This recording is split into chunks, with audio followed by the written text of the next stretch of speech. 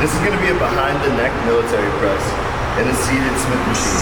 So first off, you gotta get a bench. When you get that bench, a good way to know that everything is lined up symmetrically when you're setting it up is get the bench right down to the corner so we can tell right from here.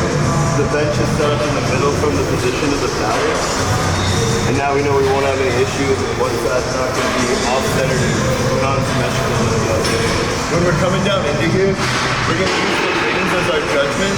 So from the rings, think about either having your pinky or your ring finger on the positioning of the bar. From here, we're gonna start with arms extended all the way up. And with the arms extended, making sure that we're trying to keep our position throughout the whole time in regards to posture. So shoulders are down, chest is up. When I'm coming down, I'm gonna draw my elbows down behind the back of my head and lean my chin into my chest. Exhale, drop it up. Inhale, coming down. One thing to touch on, you don't want to come too far down to the point where we're putting the shoulder at a rest. Think you want this bar just to meet the back of your eyeball level. So we don't want to travel any further than right about here. So once we meet the eyeball, notice that the shoulder is completely rounded out, and we're going to work right on this range of motion in order to squeeze that motion up.